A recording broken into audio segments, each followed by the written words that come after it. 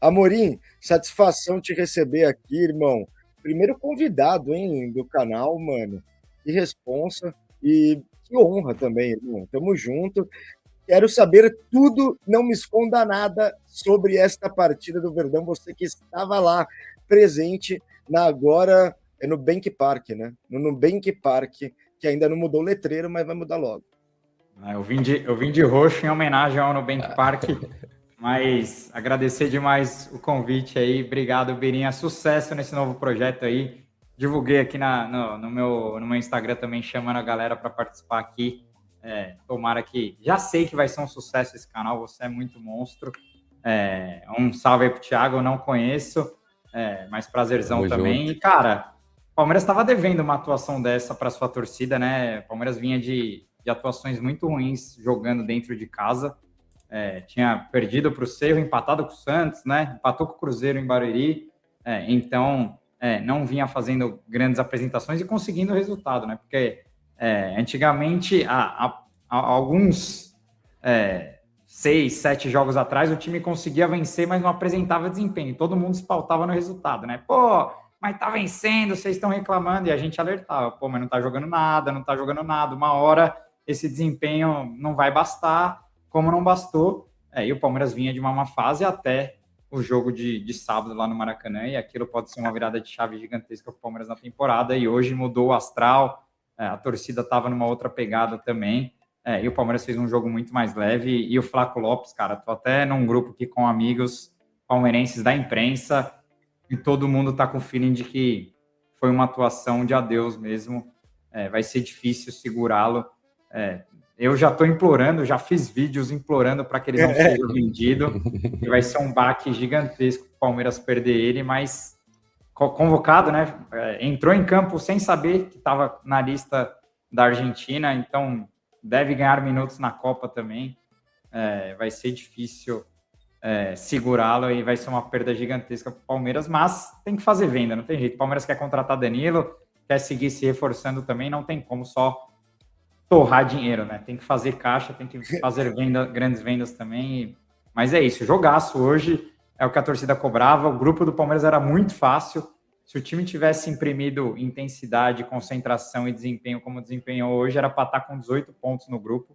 E por isso eu cobrei tanto e estava crítico mesmo, porque o grupo do Palmeiras era ridículo de fácil e o Palmeiras inacreditavelmente se complicou nesse grupo, mas consegue se classificar aí. E agora vai para o pote 2, né? Vamos ver qual primeiro vai pegar. Pode pegar Flamengo, pode pegar Corinthians, pode pegar Cruzeiro, mas pode pegar um Coquinho bonito também, né? Tô rezando pelo Coquinho. Quero conhecer o Coquinho. Ô, Amorim, fala uma coisa, cara. Tamo junto aí, satisfação de ter você aqui com a gente. E você falou que tava diferente o clima da torcida. Por quê? Como é que tava o clima da torcida? Como é que tava nos últimos jogos no Allianz? Agora no Bank Park, e como é que estava hoje lá a torcida, você que estava lá? Cara, o último jogo contra o Cerro foi um jogo bem morno, assim, na torcida, e o time também não conseguiu trazer a torcida. O Allianz Parque tem uma atmosfera fria há muito tempo, né? Acho que não só o Allianz Parque, como todas as arenas, né? Só o Gol Norte pulsa, só o setor norte pulsa, a organizada tentando trazer o resto do estádio, e se o time não ajuda, é difícil do estádio vir junto, então realmente estava um clima meio ruim. O último jogo, a Mancha protestou com 22 minutos do segundo tempo, dizendo que ai, que saudade quando o Palmeiras jogava com vontade. Então estava um clima pesado, assim. Até depois da derrota para o Cerro, não houve protesto, achei até estranho, mas no outro dia veio o pedido de fora Abel da organizada, né? E começou-se uma treta gigantesca. A Mancha hoje não cantou o nome do Abel, e assim que não cantou o nome do Abel, o resto do estádio cantou o nome do Abel. Então há uma divisão completa dos palmeirenses, de quem não quer cantar o nome do técnico, ou quer que o técnico saia, e outra parte quer defendê-lo de qualquer jeito. E, cara, isso acontece no Palmeiras desde que eu cresci vendo a torcida principalmente dividida contra a Mancha, né? Contra os protestos da Mancha. E hoje o jogo iniciou-se nesse clima do resto do estádio cantando o nome do Abel, mas depois que o Palmeiras abriu o placar e construiu a vitória, o estádio todo veio junto, e acho que hoje estava um clima muito mais de união da torcida, apesar desse momento aí de de divisão sobre o Abel Ferreira. Mas é isso. Acho que o semestre do Palmeiras se resume em vencer o Flamengo. Era o jogo que o Palmeiras precisava vencer. O Palmeiras poderia ter perdido o Paulista. Era a final. Podia ter perdido pro Corinthians 2 vezes. Se ganhasse do Flamengo, estava tudo ótimo. E ganhou. Então, é o jogo que o palmeirense quer e tem que ganhar. Eu não gosto de admitir isso. Infelizmente, eu odeio admitir que o Flamengo virou um rival nosso, mas virou, não tem jeito. Mas não tem jeito, né? É uma rivalidade que cresce cada dia e hoje muitos palmeirenses preferem ganhar do Flamengo do que qualquer outro jogo aí. E realmente tem sido assim, porque são jogos que podem valer campeonatos também, né? Exato. Total. Não, eu acho que é isso. Quando o Flamengo se coloca na disputa de todos os títulos que o Palmeiras estava disputando e principalmente estava levando, né? Fica complicado não virar rival, né? Acho que essa rivalidade, óbvio, que se acentuou agora. Queria fazer uma observação. Muito legal que o Palmeiras canta "Ai, mas que saudade" quando o meu time jogava com vontade, e não "Puta, que saudade", que o pessoal do Corinthians canta "Puta, que saudade", que eu acho bem engraçado. E olha que, pô, eu sou o mais boça de todos, né, meu? Falo meu à torta e à direita. Mas eu queria saber, ô Amorim, de você, se você, nessa divisão toda, você era abelista ou você era fora Abel, porque eu sei que, cara, foi uma divisão realmente, né, na torcida do Palmeiras, isso era visível, assim, até quando a gente, por exemplo, ia na rua falar com palmeirense, metade fala, cara, deu do Abel, não aguento mais, tá fazendo um futebol pragmático que já não resolve, tem um elenco muito bom na mão e não consegue fazer jogar, e uma outra parte falando, pô, mas a gente ainda tá lá, né, na ponta do Brasileiro, a gente vai classificar na Libertadores, estamos nas oitavas da Copa do Brasil, o time continua uma máquina de competitividade, aonde que Amorim estava presente nessa discussão toda? Cara, eu vou te falar que eu tento, e é complicado isso, porque a gente que já faz um trabalho nichado, é difícil a gente se nichar mais ainda, né? Porque hoje dentro do Palmeiras tem um canal que trabalha para a torcida do Palmeiras e o canal que é abelista. Então o cara só quer palmeirenses que defendam o Abel. O cara não quer. Ele faz questão de falar: você não é bem-vindo no meu canal. Eu não quero você aqui, eu vou defender o técnico até a morte, você é um corneteiro, saia do meu canal. Eu não vou fazer isso porque o nosso canal ele já tem um ar de pluralidade e de democracia, sabe? E eu acho que a gente tem que saber, como sociedade mesmo esportiva falando, a gente tem que saber ouvir os dois lados, cara. A gente não pode viver nesses extremos, sabe? Eu quero trocar ideia, eu quero receber uma semana um cara que é abelista e quero receber na outra semana o presidente da Mancha que quer que o Abel se exploda, entendeu? Porque eu acho que é isso, a gente tem que saber dialogar com todo mundo e eu acho que todo mundo tem certa razão em alguns pontos, cara. E nessa loucura, a gente tem que aprender a conviver e respeitar a opinião dos outros também. Eu acho que hoje em dia tá tudo muito extremista e o Abel virou Lula ou Bolsonaro dentro da torcida, mano. Ou você é fora Abel ou você fica Abel e não tem meio termo, é difícil. E eu tento ficar numa posição aqui de PMDB, sabe? Não, no centrão aqui. Indo para um lado, indo para o outro, uma hora eu vou para um lado, outra hora eu vou para o outro, e, cara, é difícil demais, porque é isso, a gente já faz um trabalho nichado, já é tão difícil para a gente, né, ter audiência, ter a massa da torcida, e eu não quero, velho, virar um canal nem fora Abel, nem fica Abel, eu quero que seja um canal de debate mesmo, então, meus outros dois sócios que aparecem mais, eles são mais pró-Abel, então eu tento fazer um lado mais corneteiro também, porque senão aí sim vai ficar um canal muito passapanista. Então, eu sou mais corneteiro. E eu sou mais corneteiro mesmo, de natureza, eu bato mais mesmo. Acho que o Palmeiras estava jogando uma molinha minúscula. Acho que pelo investimento, o Palmeiras estava sendo um time muito burocrático, muito pouco criativo. E acho que ele tinha que ser cobrado, cara. Aí você vai falar, mas era para pedir para sair? Cara, não sei, mas o torcedor é passional, o torcedor organizado é isso também, velho. Os caras, é o jeito deles cobrarem. Eles mandam todo mundo tomar no cu, fora e acabou. E a diretoria tem que saber lidar com isso. Quem trabalha com futebol tem que saber lidar com esse lado mais passional, principalmente dessa galera de organizado. Então, eu acho que é muito mimimi também, cara. O outro lado, quem apoia ele não aceita nenhuma crítica, acha que o trabalho está ótimo, e eu não acho que o trabalho estava ótimo. Eu acho que merecia muitas críticas. E hoje a gente viu que esse time pode render. Então, assim, eu não fico nem muito de um lado, nem muito do outro. Acho que não era o momento de mandar ele embora.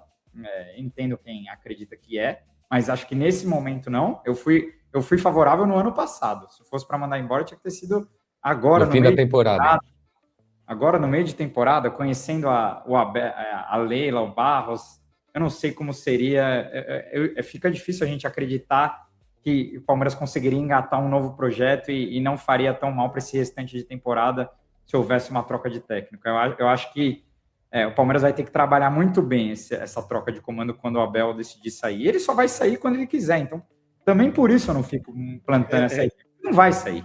Eu entrevistei o presidente da Mancha, ele falou, cara, se a gente quiser que ele saia, ele não vai aguentar a pressão. E a Leila já falou por A mais B que ele não sai. Então, assim, a Leila, ela aguenta a pressão. O Abel, eu não sei se ele vai aguentar, só que quem vai...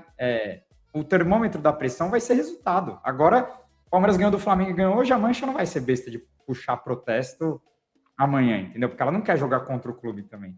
Ela só vai fazer barulho quando o resultado não vir. E aí, quando o resultado não vir, vai voltar de novo. Fora Abel, não dá mais. Então, cara, é isso. Se o Palmeiras for caminhando no segundo semestre aí, se classificando nas Copas, seguindo na ponta do Brasileiro, parte da torcida que não suporta mais o Abel vai continuar batendo, mas ele vai continuar sobrevivendo. O que vai ditar são a reta final da temporada. Se derrapar igual derrapou ano passado e não ganhar nada, de novo vai vir o Fora Abel e vai falar que não dá mais. É um relacionamento muito longo, cara. Quando você... Eu tava falando isso num programa nosso essa semana, é um relacionamento muito longo. E quando você tem um namoro muito longo, quando você briga, é difícil você não puxar coisas do passado, né? E o Abel é isso. Você arruma uma briga em 2026, os torcedores jogam coisa de 25, de 24, de 23. Pô, você não botou o Endrick na Bombonera. Porra, gente, mas faz 3 anos. Não interessa. Não botou o Endrick na Bomboneira. Você é um burro pardal. Então, assim, o desgaste do tempo muito longo de relação é muito complicado também, mas tem os ônus e os bônus, né? Os prós e os contras de um trabalho muito longo e acho que todo trabalho, até na Europa, né? O Klopp, você pensar o Klopp, o Guardiola no City, os caras também deviam ser cornetados pra cacete, né? Porque o Danielinho é o nosso sócio. Olha lá, rapaziada. Mas é isso, mas eu fico dividido nessa aí. Mas eu não sou abelista, não. Eu respeito muito o Abel, tenho muita gratidão por ele. Tenho o Todos Somos Um tatuado aqui, que é o lema dele do Todos Somos Um, né? Mas eu não sou, não morro de amores por ele, não. Até porque eu acho que a gente, como jornalista, tem que saber fazer essa separação, cara. O torcedor tem todo o direito de idolatrá-lo. Eu, como jornalista, influenciador, eu acho que a gente tem que saber separar, porque a gente precisa... Porque se a gente compra um personagem que vai defender o cara até a morte, meu irmão, um dia que ele fizer merda, você vai ficar como? Você vai ficar lá com cara de bunda?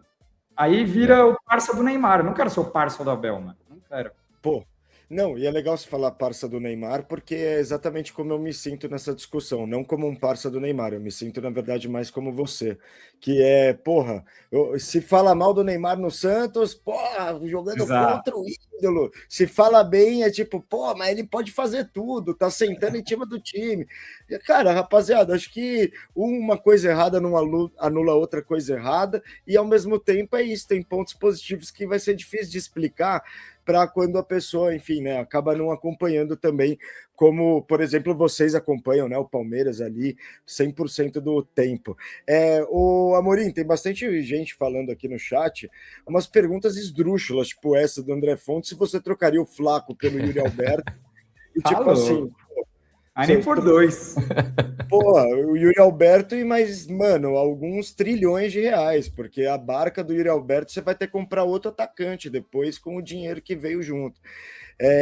E o Caim Ronaldo falando abelista ou não, e o Amorim deixou claro aqui que não é abelista, né? Não é abelista. Shei, mas faz aí, que eu vi que você fez um... Não, eu vi aqui também o nosso Ronaldão falando... Bom mesmo é trocar de técnico 2 vezes no primeiro turno do Brasileiro, que é um pouco onde eu me encontro, né? Então também trazendo um pouco o tricolor para essa discussão, né?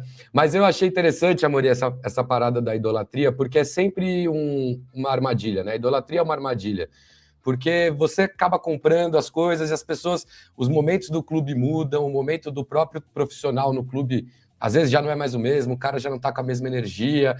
E o que passa pelo Palmeiras sempre passa muito pelo Abel, né? Então acaba sendo inevitável. Mas eu queria te perguntar uma coisa do jogo, porque assim, me parece muito que o Palmeiras ele economiza muito futebol. Vou explicar, porque depois que o Júnior faz o gol, o Palmeiras desanda e assim, começa a jogar um futebol que, assim, me parecia que o Palmeiras não ia entrar muito ligado, aí o Júnior começa entrando, marcando pressão e tal, o Palmeiras, opa, peraí, vamos fazer o gol, faz, dá uma desligada, quando o Júnior empata, daí o Palmeiras volta e faz o dever de casa, né? Tem um pouco disso, isso irrita um pouco o palmeirense, essa economia, às vezes, de futebol? Com certeza, e acho que é uma das maiores críticas da torcida, né? Porque o Palmeiras tem time para jogar mais bola, né? Para ser um time que gosta mais da bola, né? Para ser um que eu não entro nessa de jogar bonito ou jogar feio, porque isso é muito relativo e eu acho que existem várias formas de você jogar bonito, né? Você não precisa ser um time do Guardiola que troca 900 passes por jogo para ser um estilo bonito, até porque o próprio estilo do Guardiola muitas vezes foi criticado, né? De ser uma posse de bola inútil, né? Eu não acho que ter a posse de bola quer dizer que seja um jogo lindo de se ver, mas eu acho que com o próprio Abel, o Palmeiras já teve momentos em que jogava bonito, dava gosto de ver o Palmeiras jogar, né? Um time vertical, um time que aproveitava muito bem a verticalidade dos seus atacantes, um time que sabia muito bem o que fazer em campo, né? Tinha um plano tático muito bem definido. E o que estava incomodando a torcida é que o Palmeiras era um time totalmente, assim, nulo, cara. Não, é óbvio que o Abel se pauta pelo calendário, vai começar aquela discussão de novo, e isso me incomoda também, quando ele começa a arrumar muita desculpa para a falta de bola do time, porque para mim ele é pago para resolver as desculpas, né? Para resolver os problemas, e não para ficar sempre colocando os problemas como se o time não pudesse jogar bem por conta de calendário, enfim, de arbitragem, de gramado e todo esse discurso que ele adora comprar. Mas eu acho sim que o Palmeiras muitas vezes parece ser um time que não quer resolver as partidas, né? Parece que 1-0 tá ótimo. Tanto que, cara, se for ver, o Palmeiras tem 4 derrotas no ano e a maioria das vitórias foi por 1-0 ou 2-1.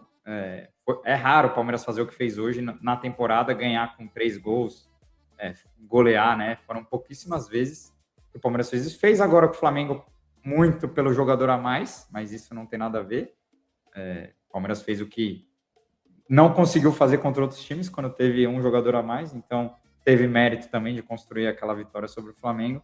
Mas realmente é um time muito econômico nessa temporada, e essa é uma cobrança da torcida, para no segundo semestre ser um time menos econômico e mais goleador, né? Vamos dizer assim.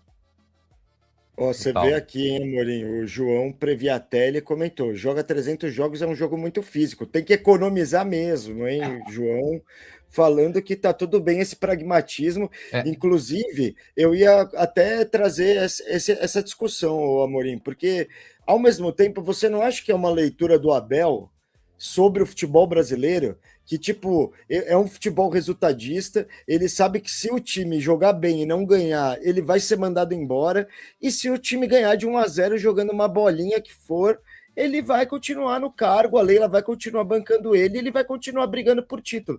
Eu tenho um pouco dessa análise, assim, quando eu vejo o Abel até justificando, né, esse futebol um pouco abaixo, que eu concordo com você, tá?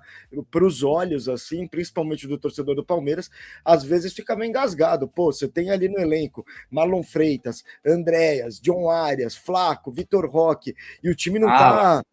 né? Então, Alan, porra, você tem tanto cara bom e você não consegue engrenar, né? Fazer aquele futebol mais envolvente, que o adversário fica meio perdidinho, isso começa a dar uma gastura. Mas você não acha que é um pouco dessa leitura do resultadismo? E, cara, fica um pouco difícil também competir contra esse argumento, né? Porque, de fato, o que eu vou falar? Mas é o argumento que ele se pauta também quando ele fala que ninguém tá jogando bem, né? E talvez, se a gente for olhar, ninguém joga um futebol. Até o Flamengo, que é um outro time que também, para mim, tem um elenco mais forte que o do Palmeiras.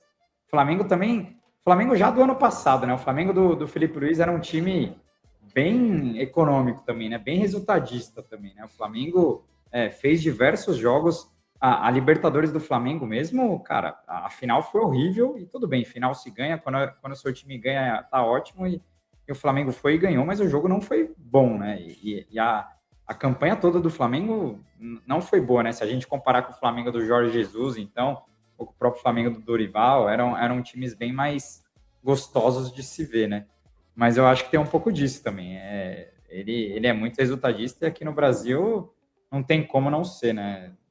É isso. Aqui o resultado, como eu falei, o resultado muitas vezes dita o humor de todos os envolvidos. Mas muito das críticas ao Abel nesse mês era porque tinha o resultado, mas o desempenho estava péssimo também. E o palmeirense é muito corneteiro nesse sentido também, cara. Não basta só ganhar de 1-0 jogando mal. Pra gente, o palmeirense quer ver o mínimo de futebol, né?